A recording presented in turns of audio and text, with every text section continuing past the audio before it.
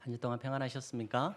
예, 예, 반갑습니다. 우리 옆에 분들에게 인사드리겠습니다. 평안하셨습니까? 예, 예. 부족한 사람을 자꾸 부르셔가지고 너무 죄송한데요. 오늘 저희가 함께 볼 말씀 베드로후서 3장입니다. 18절까지 교회는 이렇게 읽으시나요? 이제 성경들을 안 읽으실 것 같아서 저희는 이제 한 장씩 저희 교회는 그렇게 이제 읽고 있는데요. 오늘 베드로후서 말씀을 통해서 우리가 이제 마지막 때를 어떻게 준비해야 될까? 여러분들은 마지막을 어떻게 준비하고 있습니까? 그것을 한번 같이 고민해보고 또 새롭게 한번 부족한 부분이 있다면 도전받고 결단하고 그렇게 나아가는 그런 게 복된 시간 되어지기를 주님의 이름으로 소원합니다. 예. 중세 시대라고 하면은 이제 뭐 크게 보면은 한 1000년에 걸쳐서 이제 이어지는데 AD 500년부터 해가지고 1500년대까지, 짧게는 1000년부터 해서 1500년대까지. 이제 지금 제가 말씀드리고 싶은 그 중세 시대에 두 수도원이 있었는데 도미니쿠스 수도원하고 프란체스코 수도원이 있었는데, 많은 수도원들 가운데 특별히 이제 이 두 수도원이 좀 유명했던 것은 오늘날 한국 교회도 마찬가지고 수많은 기도원이 있잖아요. 그 기도원들 가운데 어떤 교회는 많은 성도님들이 오시잖아요. 그 한 교회 이제 요즘 같은 그 기도원을 비교한다면 도미니쿠스 기도원 같은 경우는 말씀을 선포하고 그 삶대로 설교를 통해서 그 사람들이 변화받기를 바라는 청빈의 삶을 살아야 된다, 이렇게 말씀으로 사람들을 변화시키는 그런 교회, 그런 수도원이라고 보시면 될 것 같고, 프란체스코 많이 들어보셨죠? 프란체스코 이제 성인이긴 한데, 프란체스코 수도원은 그 말씀을 삶으로 살아내는, 그러니까 그리스도를 사랑하고 그리고 이웃을 사랑하는 거, 이거를 말씀으로 살아내는 그런 가르침을 하는 곳이 이제 그 프란체스코 수도원입니다. 근데 프란체스코라는 사람은 여러분 뭐 주여 나를 평화의 도구로 사용하여 주옵소서 이런 시도 있고, 이 프란체스코는 그 이탈리아의 당시에 중부 지역에 있는 아시시에서 이제 태어났어요. 부모님은 직무업을 하는, 이제 수출업을 하는 이제 무역 상인이었고, 그 자녀로 태어나니까 이제 부족한 것은 없었겠죠. 그러니까 부모님이 벌어준 돈 가지고 열심히 이제 쓰는 일들만 이제 급급해했던 그런 사람이었습니다. 그런 그가 이제 전쟁이 났는데 전쟁터에 이제 나가려고 하는 이유도 그냥 돈 많으니까 다른 사람을 용병을 써서 보내면 되잖아요. 그런데 그렇게 하지 않고 자기가 그 전쟁에서 승리를 해서 기사자기를 받아야겠다, 이런 영예욕 때문에 이제 전쟁터에 나아가게 됩니다. 이제 페루지아라는 전쟁이었는데 그곳에 가서 이제 열심히 싸워요. 그러다가 이제 포로로 잡히게 됩니다. 포로로 잡혔는데 그곳에서 고민을 하는 겁니다. 왜 사람을 죽이고 누구에 의해서 전쟁이 일어났지? 지금 우크라이나와 러시아 전쟁 속에서 러시아에 징집되어진 청년들이 지금 그런 고민들을 하고 있다는 거 아니겠어요? 내가 왜 전쟁을 해야 되지? 내가 누구를 위해서 싸워야 되나? 그러면서 그곳에서 이제 절망을 한 나머지 허벅지에다가 총을 쏘아서 부상을 스스로 이제 자해를 해서 이제 돌아가기도 하고, 손가락 하나를 절단해서 고향으로 돌아가기도 하고, 전쟁 의욕이 전혀 없는 겁니다. 프란체스코도 전쟁을 경험을 하면서 왜 전쟁을 해야 되는지 몰랐던 거죠. 그러다가 이제 22살 때에 이제 그 석방이 되는 겁니다. 포로에서. 그리고 이제 고향에 들어왔는데 삶이 무기력해지는 거예요. 자기 눈으로 여러분 사람 죽은 모습들을 한번 보신다고 한번 생각을 해보세요. 수많은 사람들이 칼에 난도질 당하는 것들을 한번 생각을 해보십시오. 그래서 더 이상 살 소망을 갖지를 못하고 방황하고 이제 땅 속에 굴을 파놓고 그곳에서 그냥 기도 생활을 하다가 은둔 생활을 해요. 그리고 이제 로마에 가가지고 수도사들이 걷는 그 길을 자기도 한번 걸어보기도 하고 그 삶을 그렇게 삽니다. 그러다가 어느 날 이제 이 비유는 여러 가지 이제 뭐 몇 가지 사건들이 있긴 있는데, 문둥병자 한 사람을 만납니다. 평소에 많은 문둥병자를 만났는데 그날 이제 만난 문둥병자는 특별히 자기 눈에 측은하게 다가온 겁니다. 그래서 이 지나가다가 이 문둥병자가 다시 마음 가운데 이렇게 자기가 이제 기도하는 사람이니까 다시 와 닿았던 거죠. 그래서 돌아가서 자기가 가지고 있는 동전을 엽전을 다 주고 자기가 입고 있는 옷을 그 문둥병자에게 덮어주고 돌아간 겁니다. 근데 그곳에서 단지 몇 분, 단지 내가 입고 있는 이 옷, 저도 하나님의 사람인데 내가 저 사람을 사랑하지 못하고 형식적으로 그냥 내가 이게 베푸는 게 그리스도인인가 고민을 하게 됩니다. 그래서 다시 돌아가서 그 문둥병자를 안아주게 되어지죠. 또 다른 하나는 이런 비유도 있어요. 이제 자기가 이제 잠을 들려고 이제 호롱불을 껐는데 밖에서 문을 추운 겨울날 문을 쿵쿵쿵 두드리는 겁니다. 그때 문둥병자가 찾아와요. 지금 밖이 너무 춥고 며칠간 먹을 것이 없어서 많이 배가 고프고 어디 잘 데도 없습니다. 저를 좀 재워주십시오. 그런데 이 프란체스코 입장에서 보면 그 냄새 나는 사람, 그 사람을 자기 집으로 들이기가 실은 쉽지 않았단 말이죠. 하지만 하나님의 사람이니까 그래도 받아들였어요. 그리고 자기 방, 자기 침대에다가 그분을 또 양보를 했죠. 그리고 자기는 찬바닥에 자고 그 사람 문둥병자는 그 침대에 누워서 자게 했습니다. 그리고 밤에 꿈을 꿉니다. 그때 하나님께서 나타나셔가지고 프란체스코, 내가 너를 사랑한다. 그러면서 그의 마음을 위로해 주더라는 겁니다. 그리고 아침이 되어서 눈을 떴는데 문둥병자는 온데간데 없는 거예요. 피를 흘리고 고름을 흘리는 이 문둥병자가 누웠던 그 침대는 깨끗하게 변해 있었다라는 거예요. 이게 그 프란체스코가 이제 경험한 카이로스의 시간이었어요. 자신의 삶에 자신을 변화시킬 수 있는 변화받은 그 시간이었거든요. 그 시간 이후로 자신이 가지고 있는 아버지에게 물려받았던 이 재산을 이제 이웃들에게 나누어 주기 시작을 합니다.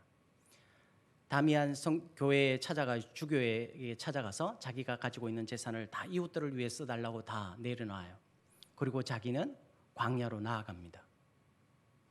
그곳에서 그냥 지팡이 하나, 신발도 신지 않은 채 그렇게 평생을 그렇게 살아요. 그 전에 아버지가 자신이 그렇게 막 많은 사람들에게 베푸는 거를 더 이상 보다 못해 그 상속권을 빼앗아 버리는 거거든요. 그리고 이제 밖에서 산과 강과 들로 나가서 자신이 그곳에 머무는 곳이 기도처가 되었던 거고 그곳에서 성경 보고 기도하고 그런 삶을 살았던 겁니다.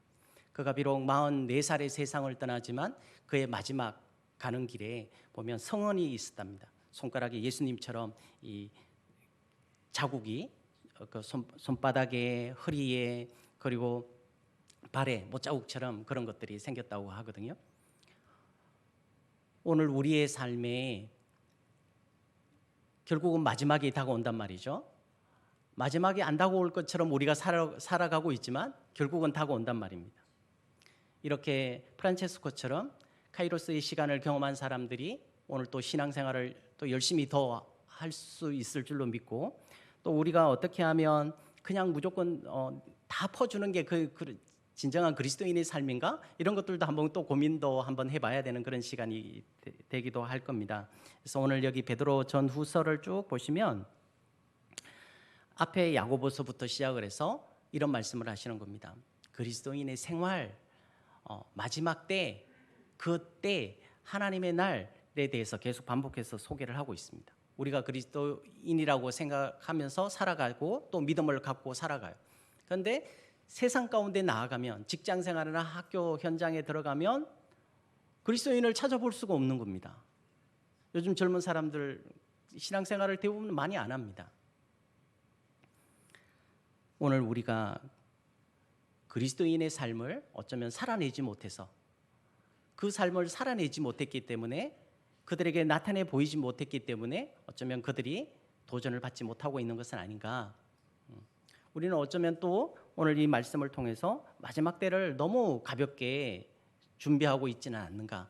그 말씀을 통해서 우리가 한번 도전받기를 원하는데요. 먼저는 7절입니다. 3장 7절 우리 합독합니다. 이제 하늘과 땅은 그 동일한 말씀으로 불사르기 위하여 보호하신 바 되어 경건하지 아니한 사람들의 심판과 멸망의 날까지 보존하여 두신 것이니라. 3절에도 보시면 말세에 조롱하는 자들이 와서 자기의 정욕을 따라 행하며 조롱하여. 예.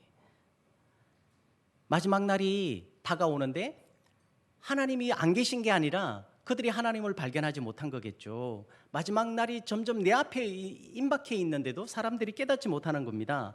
그래서 좀 똑똑하다고 하는 사람들은 조롱을 합니다. 아니, 말세에 주님이 오신다고 했는데 언제 오냐? 그러면서 자기 마음대로 육체의 정욕을 따라 마음대로 생활하면서 오히려 믿는 사람들을 조롱했다라는 겁니다. 인생은 티끌과 같은 거잖아요.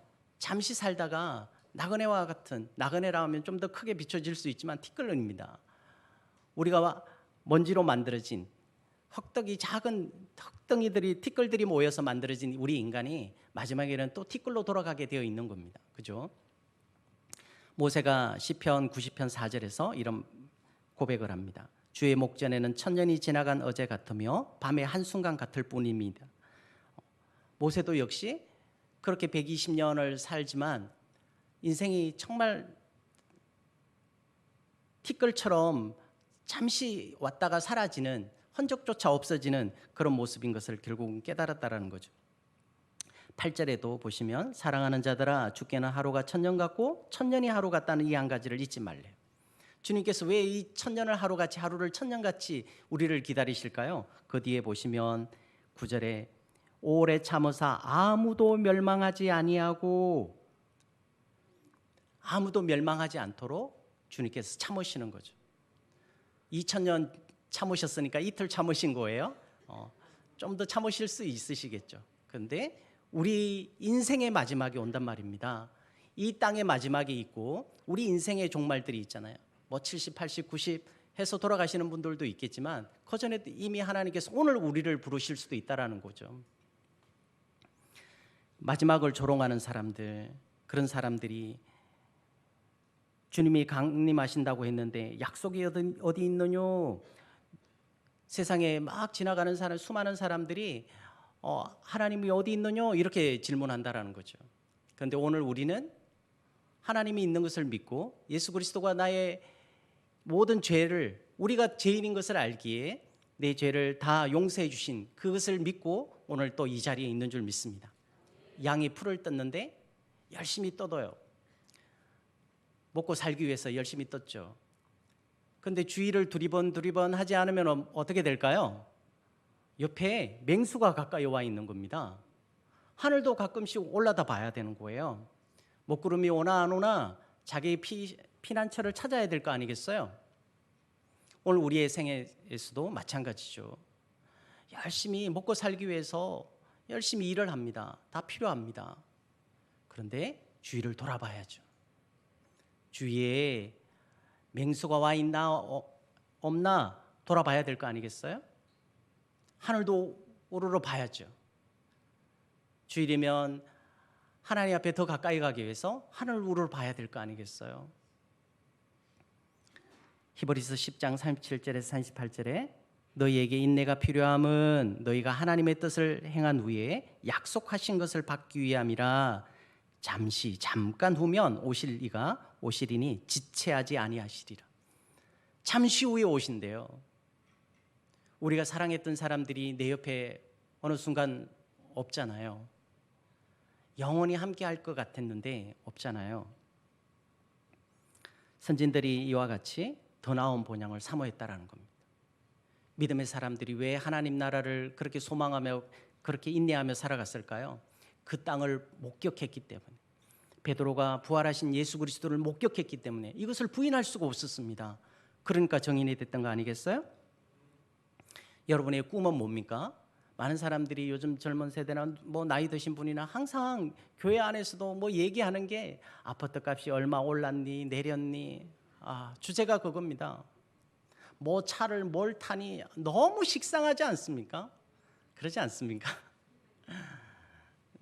저도 사업을 좀 했었는데 이제 그 수출을 저희 이제 만든 제품을 이제 수출도 하고 그랬었는데 아프리카에 이제 케냐에 물건을 수출을 하러 이제 컨테이너에 실어서 보내면 컨테이너 이제 40피터 되는 거를 한 5, 6개 막 보내요. 그러면 그 이제 한 달 반 정도 후에 도착을 하고 그 다음에 이제 제가 가서 인부들을 사서 그곳에 이제 세팅을 하는 건데 일주일 동안 이제 저를 픽업해주는 이제 숙소에서 이렇게 현장까지 픽업해주는 친구가 있었어요. 이 친구가 그 마사이족이거든요. 마사이족 들어보셨죠? 되게 훌륭하거든요.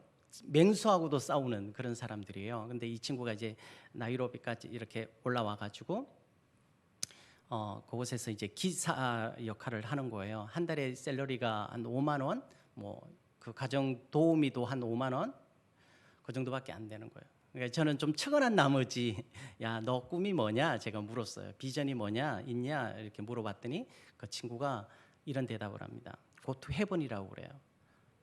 자기는 천국 가는 게 꿈이래요. 여러분은 꿈이 뭡니까? 아파트 화장실 2개 있는 거, 방 4개 있는 거 이런 거 아니에요? 여러분 지금 아파트 팔아가지고 가령 케냐에 가시면 한 500평 저택에 풀장도 있고 방이 한 6개, 방 안에 각 욕실들이 다 있는 이런 거 사실 수 있어요. 가실래요? 여러분의 꿈이 뭐예요? 아파트 사는 게 평생 꿈입니까? 좋은 차 타고 다니는 게 평생 꿈입니까? 오늘 우리에게 하나님께서 우리를 부르시고 또 우리를 사용하시기를 분명히 원하시는데 우리 각자가 하나님이 주시는 그 꿈을 발견하지 못할 사람들이 참 많다라는 거죠.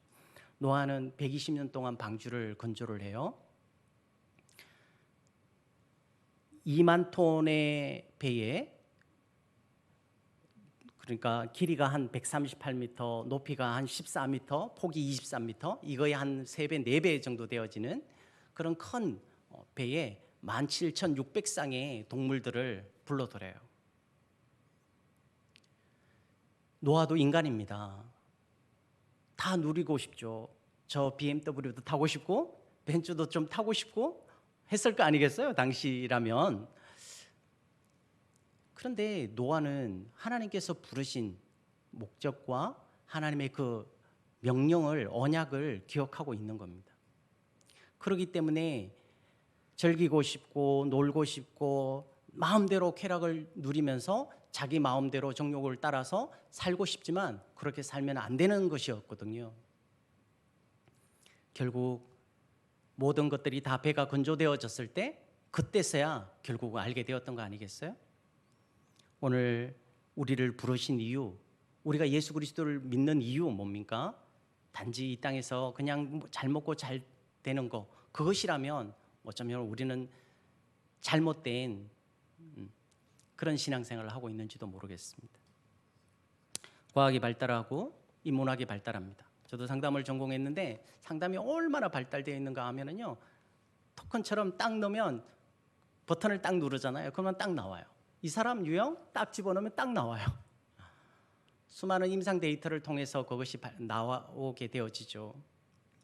그렇게 요즘은 인문학이 발달되어지다 보니까 인문학 책들이 너무나 많이 나와 있는데 그 책들을 읽다 보면 막 토할 정도로 막 역겨운 것들이 너무나 많습니다. 하나님을 인간이 난도질을 하는 겁니다. 하나님은 어떻게 만들어졌는지 쉬운 인문학 뭐 이런 책들이 되게 많거든요. 하나님을 자신이 다 조각을 해서 이렇게 해서 이들이 하나님을 만들고 하나님을 믿게 했다. 이 동족을 유지하기 위해서 이런 하나님을 만들었다. 이렇게 표현을 하는 겁니다. 인간이 만든 인간의 그 윤리와 도덕, 규칙 이런 것조차도 심지어 지키지 못하는, 혼자 있을 때는 더러운 짓을 마음껏 하는 인간이 어떻게 하나님을 그렇게 모욕을 할 수 있단 말입니까? 오늘 시대가 그렇다라는 거죠. 너희 하나님이 어디 있느냐? 마지막 종말에 주님께서 재림하신다 했는데 그 종말이 어디 있느냐? 세상 사람들이 이렇게 비웃는다니까요. 오늘 많은 사람들이 끝을 모르고 달려갑니다. 오늘 제가 이제 차를 타고 달려가는데 막 스포츠 세단, 막 스포츠카들이 몇 대가 한 5, 6대 되는 것 같아요. 엄청난 경험을 내면서 쏜살같이 막 지나갑니다. 그런데 갑자기 드는 생각이, 저들이 달려가는 저 끝에 낭떠러지가 있다면, 저들이 달려가는 저 끝에 절벽이 있다면 어떻게 할 건가? 절벽이 있는데도 저렇게 빨리 달려갈까? 그런 생각이 드는 겁니다. 하나님, 저 끝에 저들이 달려가는 저 끝에 사망이 있다면, 지옥이 있다면 하나님 저들에게 어떻게 해야 됩니까? 갑자기 불현듯 스쳐지는 말씀이 생각이 나는 겁니다. 우리가 이성의 한계, 인생의 한계를 살아가잖아요. 인간이 아무리 많은 것들을 발견하고 새로운 것들을 만든다 할지라도 인간에게 주어진 그 수명은 딱 정해져 제한적이라는 거죠. 그 속에서 하나님을 알지도 못한 사람, 하나님을 발견하지 못했던 사람들이 수없이 하나님을 난도질을 하고 있다는 거죠. 지난번에 제 직분자 세미나 때 제가 간증 드렸잖아요. 저도 공기업에 다녔고 그곳에서 정말 하나님이 감동 주시니까 급식소도 운영하고 그 노숙자를 저희 집에 와서 재우고 그러면서 또 제 사명을 발견하고 급식소를 운영하고 기도하니까 하나님께서 매번 정말 그 필요한 것들을 다 채워주시고 이런 것들을 말씀드렸잖아요. 하나님이 안 계신 게 아니었어요. 여러분 잘 아시는 즐거운 나의 집이라는 작사를 한 그리고 작곡을 한 헨리 비숍이라는 사람이 있는데 이 사람은 영국의 작곡가이자 지휘자이자 옥스퍼드 교수였어요. 근데 이 사람의 그 비문에 공동묘지 비문에 이런 글이 적혀 있답니다. 나는 어렸을 때 웃고 울었지. 시간은 기어서 간다. 나는 젊었을 때 사색하고 말했지. 시간은 걸어서 간다. 내가 장성한 사람이 되었을 때 시간은 서두르며 달려갔다. 내가 날마다 늙어갈 때 시간은 날아갔다. 내가 곧 지나갈 것을 안다. 시간은 사라진다. 아마 시간이 기어서 가는 사람은 여기 없을 것 같고 시간이 서두르며 지금 달려가고 있죠. 쏜살같이 지나가잖아요. 기다려주지 않고 그게 어쩌면 날아가죠. 그러면 이미 나는 늙어 있다 이런 뜻이겠죠. 우리가 이렇게 짧은 시간 행복해야죠, 그죠? 신앙생활하면서 행복할 수도 있고 정말 이 세상 인내하면서 살아가야 되는데 우리에게 다가오는 그런 어려움들이 얼마나 많겠어요. 사도 베드로가 계속 그런 얘기를 하는 겁니다. 인내하라고. 로마서 5장 3절에서 4절에 보면 환난은 인내를, 인내는 연단을, 연단은 소망을 이루는 줄 알미라 말씀하잖아요. 우리 신앙생활하는데 인내가 필요한 거예요. 세상 사람들이 조롱하고 비아냥거립니다. 너희 하나님이 어디 있느냐? 너희 하나님을 나에게 보여봐 라고 얘기할 때 우리가 믿는 그 하나님을 삶으로 나타내야 될 거 아니겠어요? 그 삶을 지금 오늘 본문에서 말씀을 하고 있는 겁니다. 11절 14절 우리 한번 합독해 볼까요? 11절 먼저 합독합니다. 이 모든 것이 이렇게 풀어지리니 너희가 어떠한 사람이 되어야 마땅하냐?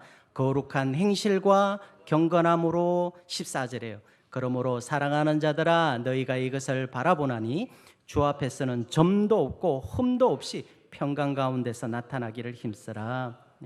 거룩한 행실, 우리가 경건 이런 것은 너무 가볍게 여기는 겁니다. 사람들이 신앙생활을 너무 가볍게 하잖아요. 그냥 뭐 그리스도인인데도 엄담패설을 너무 쉽게 하고 너무 가볍게 살아가요. 근데 그것을 하지 말라라는 겁니다. 베드로전서 1장 14절에 너희가 순종하는 자식처럼 전에 알지 못할 때에 따르던 너희 사욕을 본받지 말고 늘 후패한 모습, 옛사람의 그 모습대로 계속 살아가지 말라는 거예요. 예수 그리스도를 믿고 난 이후로는 오직 너희를 부르신 거룩한 이처럼 너희도 모든 행실에 거룩한 자가 되라. 거룩한 삶을 살아가라는 거죠. 어떻게 살아가야 될까요?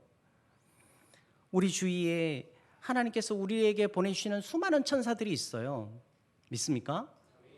발견하셨습니까? 옆에 있는 분이 아마 천사인데 날개 없는 천사일 수도 있고 여러분 집에, 여러분 이웃에, 여러분 동료들 가운데 하나님께서 보내준 천사들이 있을 거죠. 그들의 삶에 내 삶을 나타내야 되는 거예요. 반영해 보여야 되는 거죠. 오늘 저희 교회에서 이제 척사대회가 있는데 막 몇십 개 팀으로 나눠가지고 막 이렇게 토너먼트식으로 해서 올라가는데 한 뭐 선물도 한 반 톤은 되는 것 같아요. 0.5톤은 사놓으신 것 같아요. 집사님들이 몇십만 원씩 사놓으셨는데 선물 다 받아가라고. 또 이제 주일 학생들도 다 오고 그러는데 제가 이제 선물을 주려고 쌀을 이렇게 20kg를 이렇게 준비를 해놨단 말이죠. 오늘 쓰려고 1등 하신 분 드리려고. 근데요, 준비한 그날 어떤 분이 전화를 했어요. 교회세요? 목사님이세요? 실은 제가 너무 배가 고파서 그러는데 쌀 20kg만 저에게 주시면 안 될까요? 혹시 있으신가요? 그래서 눈물을 머금고 눈물을 머금기까지는 아니고 그냥 내어줬죠. 우리 집사님 통해서 내어드리라고. 이런 일들이 수없이 옵니다. 그러니까 저희 교회 오면 그냥 뭐 몇천 원 안 들어요. 항상 몇만 원, 최소 2, 3만 원, 5만 원, 10만 원씩. 뭐 개척교회 목사님들 오시면 최소 10만 원은 제가 드리거든요. 하나님께서 그냥 딱 예배해 놓으신 거죠. 네가 내 말대로 사나 안 사나 하나님께서 계속 달아보시는 것 같아요. 저희 아이들도 뭘 받으면 다 드려요. 그리고 옆에 사람들 다 나눠주는 거예요.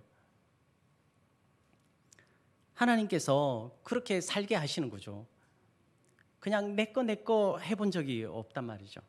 근데 하나님께서 또 그렇게 하면 또 채워주시는 거죠. 예.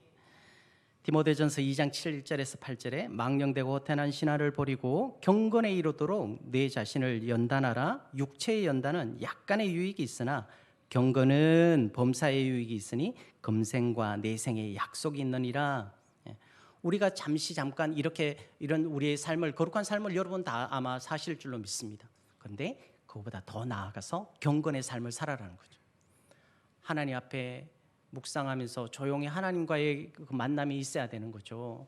그렇다고 뭐 이상한 거를 봤다, 뭐 교회 이상한 거를 봤다, 목사님이 이상을, 그런 얘기는 하지 마시고 성경 묵상을 들어가면 이게 내 죄가 보이는 겁니다.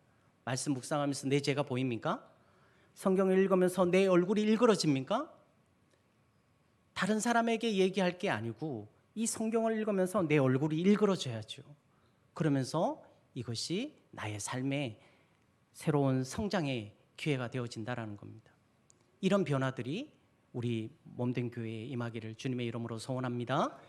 말씀을 더 깊이 한번 묵상해 보세요. 지금 내가 너무 막다른 길로 막 달려가고 있지 않나? 벤츠는 타고 있는데, BMW는 타고 있는데 열심히 달려가는데 브레이크가 없네요. 어쩌면 브레이크 없이 달려가고 있는 분들이 너무나 많을지도 모릅니다. 그렇게 하지 말라는 거죠.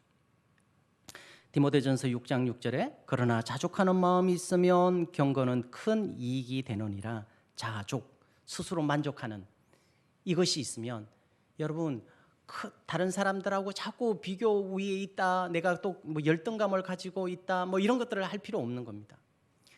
그냥 내게 주신 분복, 그냥 이곳에서 만족을 하고 내게 주신 것 가지고 무엇을 할 수 있을까? 어떻게 하면 하나님의 영광을 드러낼 수 있을까? 이 거룩한 고민을 할 수 있는 그런 지혜가 우리 모두에게 임하기를 원합니다. 지금 여러분들이 갖고 있는 게 뭐예요? 여러분의 손에 든 게 뭡니까? 나는 아무것도 없어요?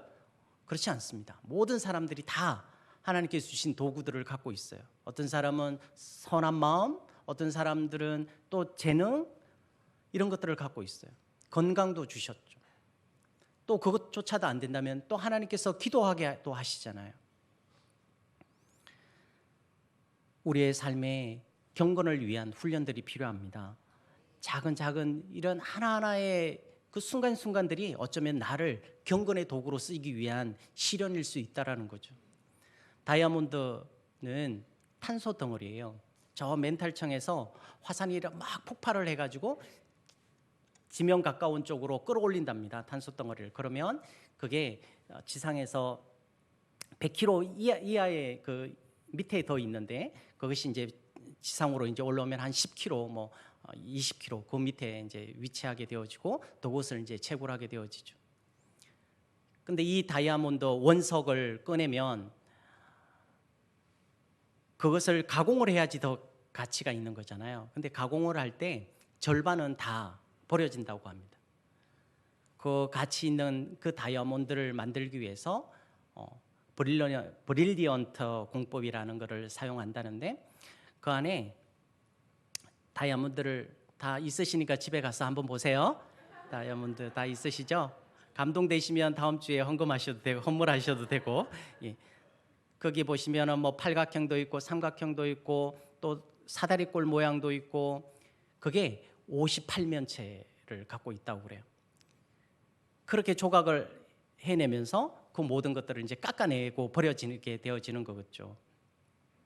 오늘 우리 인생도, 저도 마찬가지로 우리 다 하나님께서 바라보실 때 가장 가치 있는 그 보석, 하나님께서 정말 아끼시는, 세상 가운데도 뭔가 빛을 발할 수 있는 그런 보석이 되기 위해서는 나를 깎아야 되는 거죠. 이게 경건의 훈련이라는 겁니다. 그냥 교회 문 열고 은혜 받았다, 문 열면 은혜 잃었다, 그냥 돌아가시는 게 아니라는 거예요. 생활 속에서 그렇게 살아내야 될 거 아니겠어요? 여러분, 가을철에 단풍 구경을 가시잖아요. 사람들은 단풍 구경 간다고 사람들을 막 모아가 버스에 태워서 막 갑니다. 그러면서 이제 차 안에서 커튼을 다 닫고 막 춤을 추죠. 그래 목적지에 도착하고 단풍 구경을 하고 또 돌아와요. 그런데 가만히 생각을 해보세요. 단풍은 설악산 오대산에만 단풍이 피어 있는 게 아니에요. 그 목적지에 가면 단풍을 볼 수 있는 게 아니에요. 커튼을 열어젖히면 내가 그 목적지까지 가는 과정 가운데 단풍이 다 보이는 겁니다. 무엇을 말씀드리는가 하면, 우리가 하나님의 나라를 지금 소망하면서 계속 달려가요. 달려가는데 천국이 저기 있어요. 내가 죽어서 생명의 부활을 맞이할 때 천국에 들어갈 수 있는 것도 있지만, 지금 이 가는 과정이 천국을 경험할 수 있는 그 과정으로 우리에게 주셨다라는 겁니다. 믿어지십니까? 창문을 열고 보면 밖에 단풍이 있는 겁니다. 지금 내 옆을 보면 천국이 보이는 겁니다.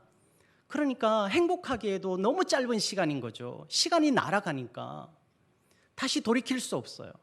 부부간에 싸울 시간이 어디 있어요. 행복할 시간도 부족한 겁니다. 집에 돌아가시면 화해하세요. 이혼정서 쓰셨다면 찢어버리시고. 너무 아깝습니다. 사랑할 시간조차도 아깝습니다. 너무 시간이 짧은 거예요. 옆에 있는 행복을 누리고 옆에 있는 천국을 누리면서 오늘을 살아가야 될 줄 믿습니다. 정말 막연히 그냥 내가 죽으면, 정말 어려우신 분들은 빨리 죽었으면 좋겠다, 빨리 그냥 하나님 나라 갔으면 좋겠다 생각을 하는데, 이 땅에서 천국을 경험하지 못하는데 저 땅에서 어떻게 천국을 경험할 수 있겠어요? 천국의 그림자잖아요. 완전하지는 않지만 그림자라는 거죠. 천국의 그림자의 삶을 오늘 살아내는 저 우리 모두가 되어져야 될 줄 믿습니다. 어떻게든지 피스메이커의 역할을 감당해야 되겠죠. 14절에 다시 볼까요? 사랑하는 자들아, 너희가 이것을 바라보나니 주 앞에서 점도 없고 흠도 없이 평강 가운데서 나타나기를 힘써라. 마음에 뭔가 좀 불편하거나 뭔가 또 관계에 어려움이 있거나 또 위기 가운데 있는 분들이 있다면 풀 수 있기를 원합니다. 잠시 잠깐이면 끝나는 것들이거든요. 갈라디아서 6장 8절에 자기 육체를 위하여 심는 자는 육체로부터 썩어질 것을 거두고 성령을 위하여 심는 자는 성령으로부터 영생을 거두리라. 여러분 무엇을 심습니까? 육체에 썩어질 것을 지금도 열심히 24시간이 모자라도록 아마 심는 분들도 계실 거예요. 영생을 위해서 살아가야죠. 성령을 위해서. 성령이 오늘 지금 뭘 감동 주십니까? 여러분 갑자기 뭔가 누군가가 생각이 떠오르잖아요. 저도 실수하는 게 그런 것들인데, 갑자기 누군가 떠오르는데 그 사람에게 전화를 할까 말까, 왜 갑자기 이런 그 사람이 생각나지? 근데 지나놓고 나면 그분에게 어려움이 있었던 거예요. 제 동기 목사님 가운데 이제 철도 그 역장을 하셨는데 그 연봉이 1억 넘죠. 열심히 이제 막 다 모아놓고 이제 퇴직하고, 이제 그 퇴직하기 한 2년 전에 신학 공부하고 퇴직하면 이제 가야지, 선교지 가야지 생각하고 다 모아놨는데 너무 바쁘게 살다 보니까 사모님이 중간에서 어떻게 돈을 다 이렇게 탕진을 해버렸네요. 그 많던 돈이 다 어디 갔는지도 알 수 없는 거예요. 선교지 가 있는 동안에 어떻게 다 사라져 버렸어요. 결국은 선교지에서 돌아왔어요. 돌아왔을 때 생각나게 하셨는데 제가 기도를 못 드린 거예요. 몇 번 생각이 났는데 결국은 모든 것을 다 잃고 그냥 조그마한 기도원에 여기 독서실 같은 데서 사시는 거예요. 마지막이 다가오는데 육체를 위해서 썩어질 것을 계속 심다 보면 마지막 날에 정말 피눈물 나는 그런 날이 있는 거죠. 우리가 매일매일 경건 훈련을 하고 기도 생활을 하고 그래도 말씀 한 절이라도 한 번이라도 한번 펴보려고 하고 덮어놓고 믿는 게 아니라 펴서 한 말씀이 내 속에 들어와서 찔림이 있어야 될 거 아니겠어요? 그래야지 내 인생이 변화되어지는 것이고 경건한 그런 모습들이 다른 사람들에게 존귀하게 보일 거 아니겠습니까? 군대를 가더라도 이 청년을 보면 아무도 손을 못 대는 거예요. 저 군대를 갔는데 훈련소 딱 끝나고 딱 들어갔는데 내부원에 딱 들어서자마자 너 신앙생활 하냐? 물어요. 예. 그렇게 얘기를 하니까 야, 너 오늘부터 밤에 우리가 지침 점호하고 나서 너 기도하고 자라. 네가 대표 기도하고 자라. 이렇게 얘기하는 거예요. 제일 쫄병이 막내가 제가 기도를 하면 잠자리에 드는 겁니다. 선임들도 멋있잖아요. 경건의 삶이 왜 필요할까요? 우리의 삶을 보고 사람들이 감동을 해야 될 거 아니겠어요? 물방울 다이아처럼 반짝반짝 빛나야 될 거 아니겠어요? 세상 사람들은 그거를 보기를 원하는 겁니다. 그것을 못 봤기 때문에 사람들이 조롱한다는 거죠. 너희 하나님이 어디 있느냐? 예수 믿는 사람, 예수쟁이들은 다 그렇게 살아? 이게 아닌 거죠. 직장에서 다른 사람보다 배 열심히 일을 해야죠. 쉬는 시간 없이 최선을 다해야죠. 잠자려고 하지 말고 잠은 나중에 영원히 잡니다. 너무 자려고도 하지 마시고 지금 있는 동안에 우리가 있는 그 소속되어진 곳에서 최선을 다해서 그들에게 예수 그리스도의 빛을 나타낼 수 있는 저와 우리 모두가 되어져야 될 줄 믿습니다.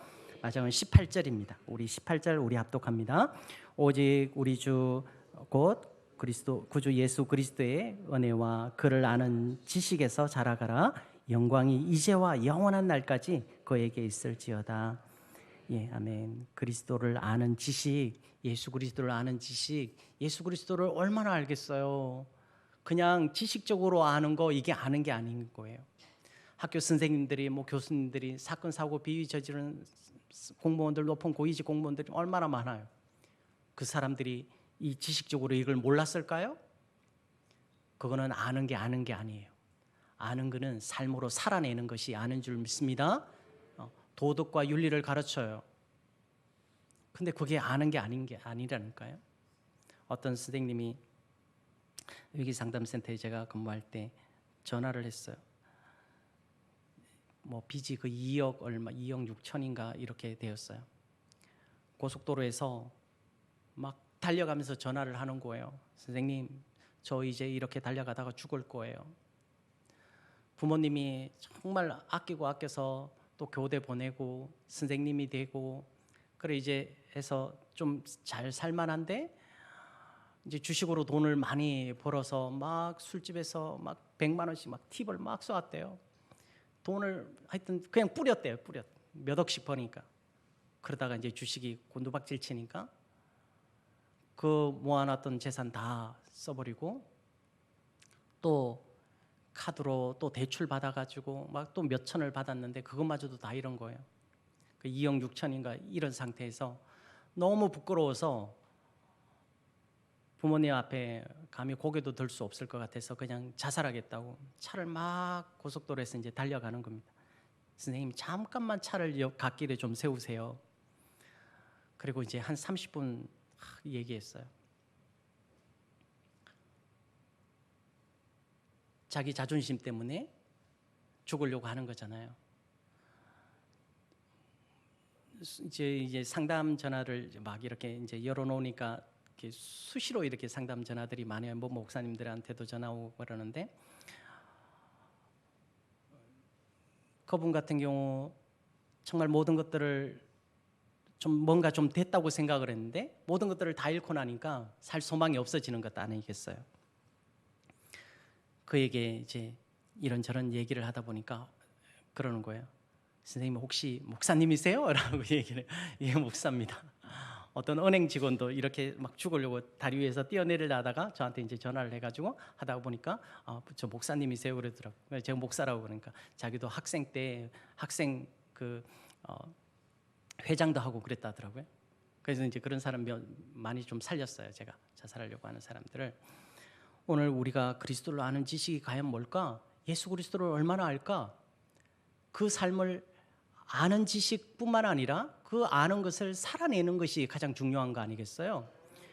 오늘 우리가 많은 지식을 갖고 있는데 세상에 얼마나 많습니까? 여호와는 나의 목자시니가 아니라 유튜브는 나의 목자시니 내게 부족함이 없으리. 유튜브 털면 다 나오는 겁니다. 그런데 그곳에 가짜 정보들도 있다는 거죠.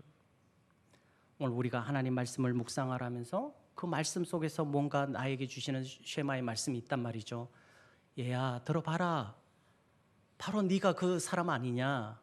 주님께서 말씀하시잖아요. 그 말씀이 들려져야 될 줄 믿습니다. 예. 베드로후서 3장 18절에 이런 말씀을 합니다. 그를 아는 지식에서 자라가라. 아이가 젖을 먹고 또 성장을 하고 그것으로 거치는 것이 아니라 점점 성장해야 되잖아요. 그 다음에는 이제 젖을 끊고 자기 뭔가 궁리도 하고 자기 진로도 개척을 하고 세상을 어떻게 살아갈까 그런 고민도 할 거 아니겠어요. 지금 사도 베드로가 이렇게 이 서신서를 남기기까지 무엇 때문에 이 사람이 이런 얘기를 할까요? 왜 이런 글을 써야 되는 겁니까? 믿음이 무엇이기 때문에 이렇게 정말 순교를 결단하고 이 삶을 살아가는 겁니까? 지금 베드로 전후서 같은 경우는 네로의 박해가 있을 때 거의 마지막 마렵에 써여진 서신서로 알고 있거든요. 곧 잡히면 죽는 거예요. 카타콤 동굴에서 평생을 그곳에서 태어나고 그곳에서 죽는 그런 사람들, 수명이 40년 정도밖에 안 되는, 왜 그들이 그 속에서 그 믿음을 결단하고 그렇게 살아가야 되는 겁니까? 무엇을 보았습니까? 무엇을 들었습니까? 무엇을 경험했습니까? 왜 그들이 그 속에서 지하 동굴에서 신앙생활을 하는 겁니까?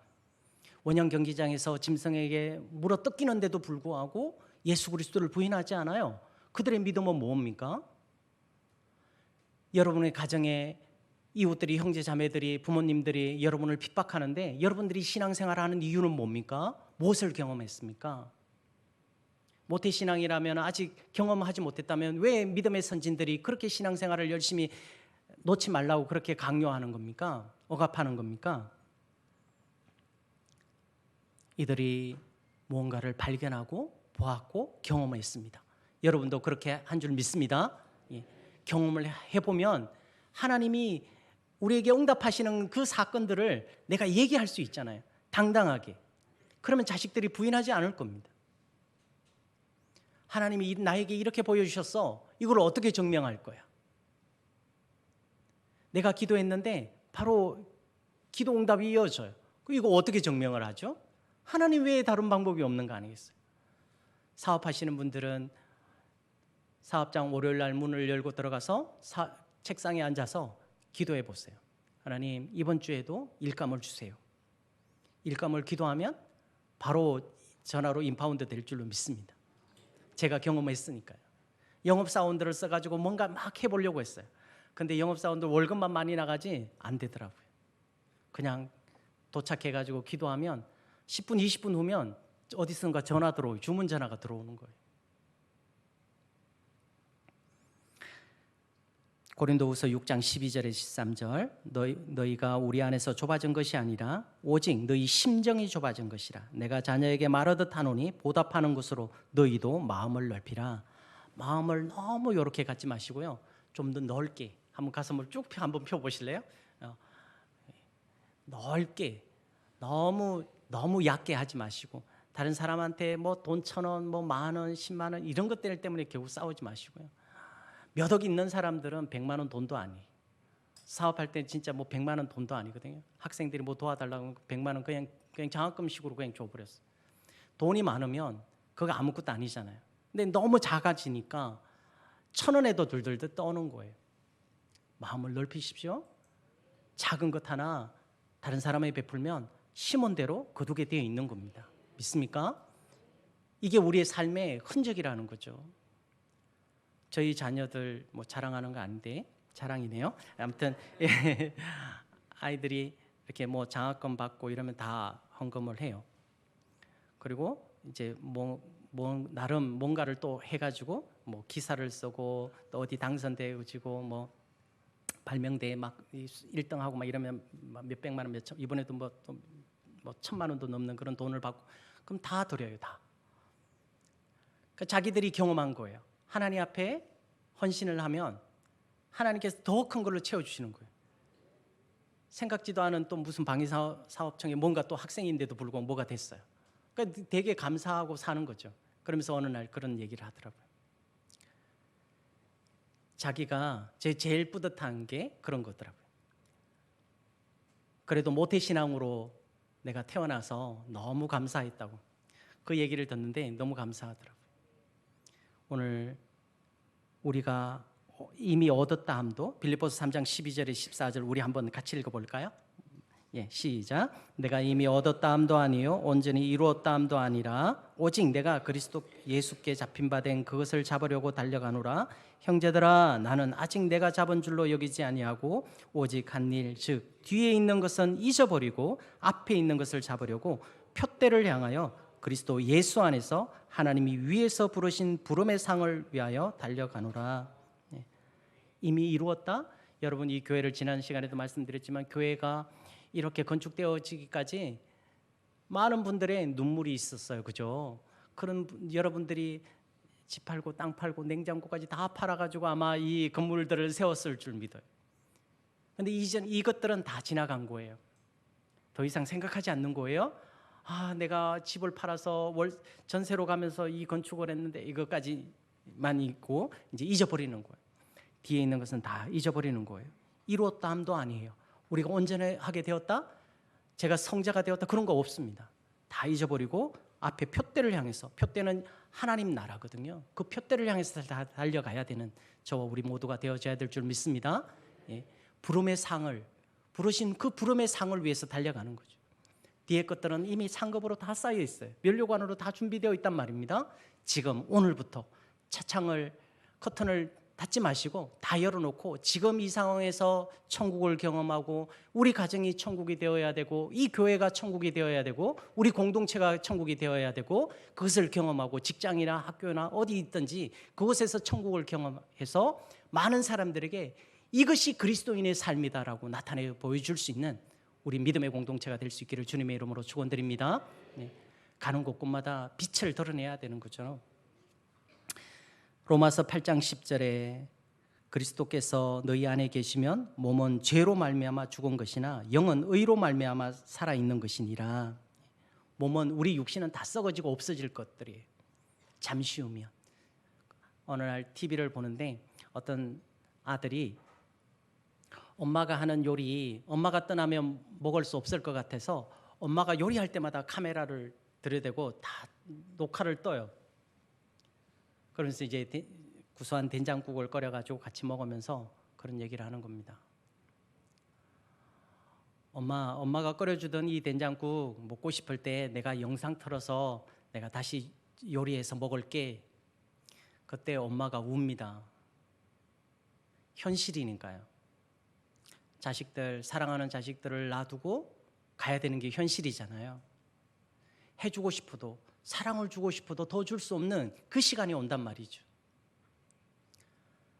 눈물을 흘리면서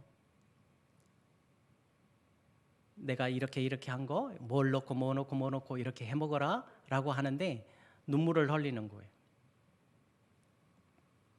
오늘 우리의 삶에 인생이 거듭나지 아니하면 우리가 하나님 나라를 볼 수 없대요.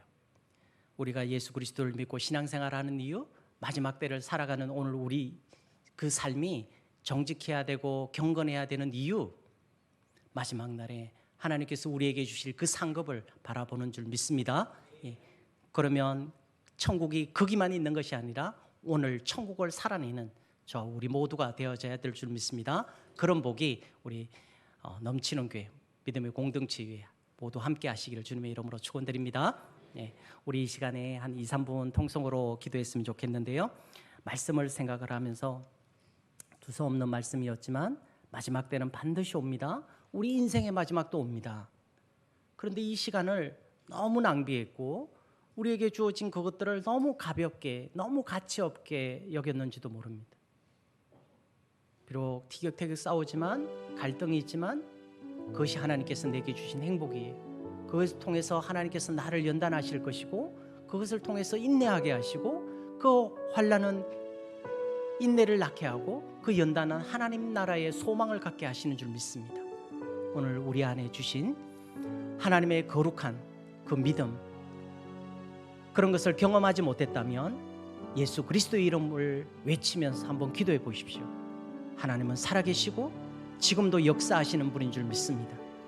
우리가 그 나라를 위해서 지금 달려가는데 주님, 마지막 때를 지혜롭게 살게 해달라고 하나님 앞에 그렇게 부르짖으며 기도하며 나아가겠습니다. 우리 주여 한번 외친 다음에 통성으로 기도합니다. 주여, 존귀하신 하나님 감사합니다. 주님, 우리를 부르셨습니다. 우리를 택하셨습니다. 주님의 그 부르심 앞에 부끄럽지 않는 그 삶이 되어지게 하옵소서. 주님의 그 부르심 앞에 부끄럽지 않는 하나님의 거룩한 삶이 되어지게 도와주옵소서. 주님, 되돌아보면 부끄러운 것밖에 없고 열등감과 수치심밖에 없는 우리였습니다. 하나님의 뜻대로 살지 못했고 하나님 말씀에 복종하지 못했던, 하나님 말씀을 청종하지 못했던 그 연약함이 우리 가운데 있었습니다. 하나님이 안 계신 것이 아니라, 하나님이 안 보이시는 것이 아니라 우리가 하나님을 경험하지 못했고, 우리가 하나님을 발견하지 못했고, 하나님의 음성에 귀 기울이지 못했으며 성령의 인치심을 경험하지 못했기 때문은 아닌지 한번 되돌아봅니다. 주님, 마지막 때가 다가옵니다. 주님, 마지막 때가 다가옵니다. 아버지 하나님, 그날에 부끄럼 당하지 않도록, 그날에 부끄럼 당하지 않도록, 그날에 부끄럼 당하지 않도록 하나님 앞에 바로 세워지는 우리 되어지게 도와주옵소서. 지금도 우리의 사랑을 필요로 하는, 지금도 그리스도의 사랑에 굶주려 있는 수많은 백성들이 있습니다. 아버지 하나님, 저들에게 예수 그리스도의 사랑을 나타내게 하옵소서. 그들에게 그리스도의 삶을 아버지 살아낼 수 있도록 도와주옵소서. 지금도 죽어가는, 지금도 어디가 길인지 알지 못하고 달려만 가는, 아버지 저 벼랑 끝으로 달려만 가는 수많은 영혼들이 있습니다. 아버지 하나님, 저들의 끝에 있을 그 마지막 사망의 부활을 아버지 하나님이 우리가 막을 수 있도록 우리에게 뜨거운 열정을 주시옵소서. 저 영혼들, 사망으로 달려만 가는 저 영혼들에게 예수 그리스도의 생명을 전하게 도와주옵소서. 주님, 우리 안에 주신 그 거룩함, 주님이 주신 그 구별됨, 그 경건함 아버지 외면치 말게 하옵소서. 너무 가볍게 살지 않게 하시고, 너무 주눅들어 살지 않게 하시고, 예수 그리스도를 담대히 외치며 나아가게 도와주옵소서. 주님의 이름을 선포하며 나아가게 도와주옵소서. 주님, 우리 안에 주신 그 거룩한 삶이 수많은 영혼들에게 영향을 미치게 하시고, 하나님의 살아계심이 아버지 정오의 빛같이 빛나는 그 역사들을 경험하게 하여 주시옵소서. 주님, 사랑합니다. 아버지 하나님, 우리에게 주신 그 거룩함으로 이 땅을 넉넉히 살아갈 수 있도록 은혜를 더하여 주시옵소서. 존귀하신 하나님, 널 넘어지고, 널 쓰러지고, 널 좌절하고 절망하고, 널 실패하고, 널 부끄러운 그 삶을 사는 저희를 긍휼히 여겨 주옵소서. 하나님의 그 긍휼하심을 힘입어 하루를 천년같이, 천년을 하루같이 기다리는 그 아비의 심정을 읽어나가게 도와주옵소서. 주님의 그 거룩하심이 우리 가운데 누려지게 하시고, 이제는 하나님이 어디 있느냐 초롱하는 자들 앞에서 하나님이 내게 보여주시는, 하나님께서 내게 베푸신 그 은혜를 자랑할 수 있는 하나님의 거룩한 백성으로 이 땅을 살게 하여 주시옵소서. 주님, 우리에게 매일매일 응답해 주시는데 우리 영안이 어두워 하나님 말씀에 귀 기울이지 못하여, 주의 말씀에 청종하지 못하여서 어쩌면 세상 소리에 귀 기울였는지도 모르겠습니다. 주님, 용서하여 주옵소서. 주님 뜻대로 살기를 원합니다. 이제는 내 옆에 있는 모든 것들, 내 행복을 가로막고 내 천국을 가로막는 그러한 것들을 다 배설물처럼 여기고 이제 오직 주님으로 충만하고 주님으로 만족해야 하는, 오직 표대만 바라보고 믿음을 경주하는 하나님의 거룩한 백성들, 또 믿음의 공동체 되어지도록 주님 축복해 주시옵소서. 오늘 이후로 새롭게 결단하며 나아가고자 합니다. 하나님 말씀이 내 속에 들어와서 거룩과 경건의 삶을 살아가게 하시고, 마지막 때가 곧 속히 다가오는데 인생의 마지막뿐만 아니라 이 세상의 그 종말 앞에서도 부끄럽지 않는, 정말 후회하지 않는 거룩한 삶을 살아내기에 부족함는 우리 모두가 되어지도록 은혜의 은혜를 더하여 주시옵소서. 오늘 이 시간도 함께 하심을 감사드리오며 살아계신 예수님의 이름으로 기도드렸습니다. 아멘.